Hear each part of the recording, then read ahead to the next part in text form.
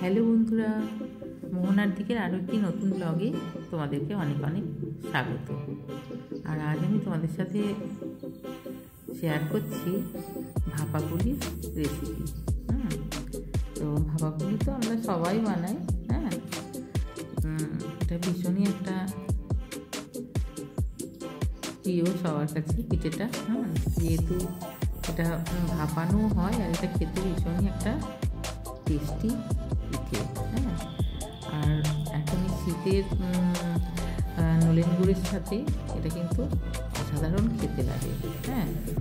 তো আমি কিভাবে বানাচ্ছি প্লিজ তোমরা আমার ভিডিওটা পুরোটা দেখো, আর অবশ্যই একটা লাইক দিয়ে ভিডিওটা দেখতে শুরু করো।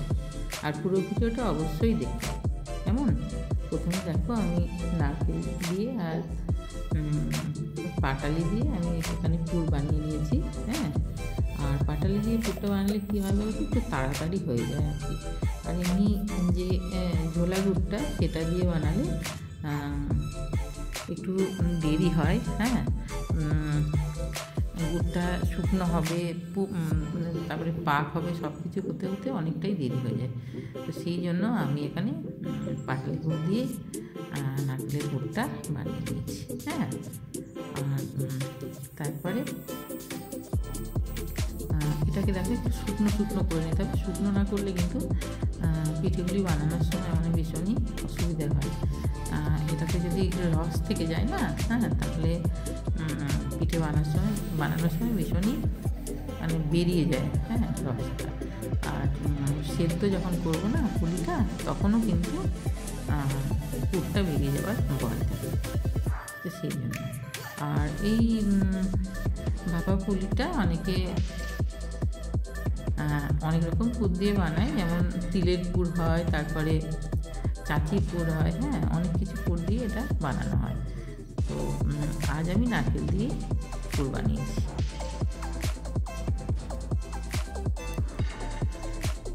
আর পুরটা যত টেস্টি হবে না, পিঠেটাও ঠিক ততটাই টেস্টি হবে।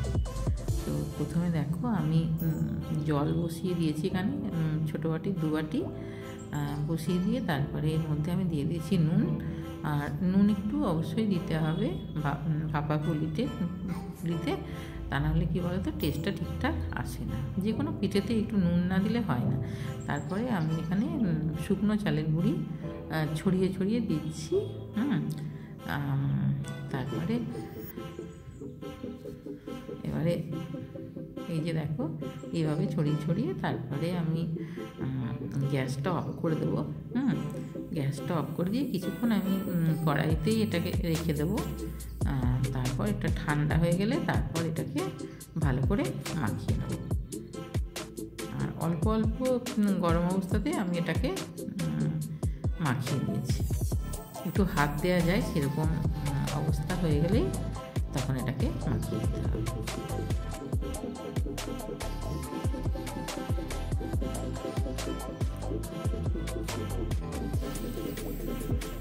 আর এটা যত ভালো করে মাখানোটা হবে পিঠেগুলি বানাতে ততটাই সুবিধেও হবে, আর পিঠেগুলি সফটও হবে। যত ভালো করে এটা মাখাবে। তো দেখো আমি এগুলি থেকে ছোটো ছোটো লেচি কেটে তারপরে পিঠেগুলো বানিয়ে নিচ্ছি। যেভাবে ভাপা পুলি বানায় ভিতরে বাটির মতো বানিয়ে তারপরে পুর দিয়ে তারপর বানিয়ে নিচ্ছি।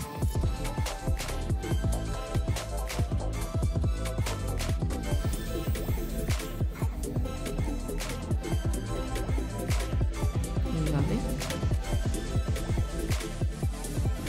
আর পুরটা যত বেশি দেবে তত টেস্টটা ভালো হবে। আর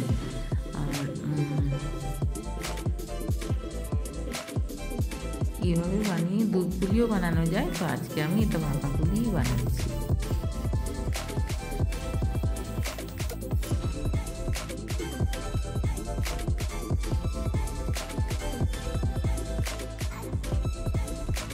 একই রকমভাবে আমি সবগুলো বানিয়ে নিচ্ছি।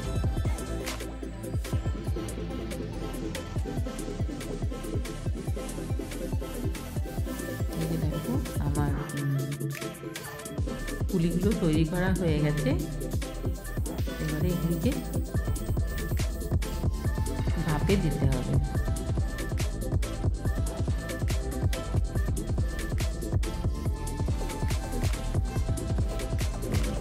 আমি গ্যাসের মধ্যে একটা বাটিতে জল বসিয়ে দিয়েছিলাম, তারপরে তার উপরে এই যে এই থালাটা দিয়ে দিয়েছি। এই পুরো থালাটার উপরে আমি বানাবো। আর এর উপরে আমি একটা দেখো সাদা কাপড় দিয়ে দিচ্ছি। কাপড় দিলে কী হবে বলো তো, কাপড় দিলে না পিঠেগুলো খুব তাড়াতাড়ি তোলা যায়। তাহলে আর তেলেও মাখাতে হয় না, কিছুই না, আর পিঠেগুলো লেগেও যায় না। এরকম একটা পরিষ্কার কাপড় যদি তোমরা দিয়ে দাও না, তাহলে পরে পিঠেটা তুলতে এত সুবিধা হয় যে কী বলবো। আর সেই জন্য আমি এটাকে ভিজিয়ে তারপর দিয়ে দিয়েছি। ভালো করে ধুয়ে ভিজিয়ে, এমনিতে এটা ধোয়া কাচাই আছে, আমি এটা পিঠের জন্যই রেখেছি। আর তো এখন আরেকবার জলে ভালো করে ভিজিয়ে ধুয়ে তারপরে তার উপরে পিঠেগুলো দিয়ে দিচ্ছি। আর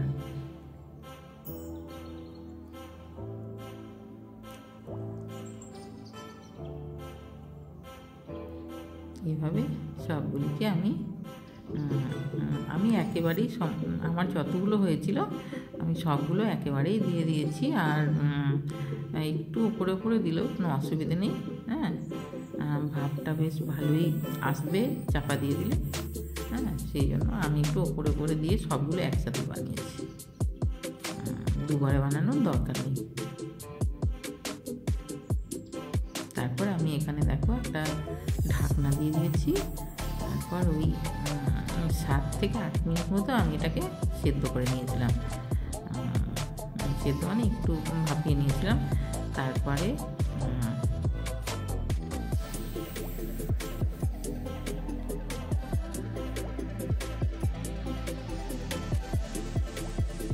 দেখো এই যে ঢাকনা খুলে আমি সব প্লেটের মধ্যে সাজিয়ে নিয়েছি।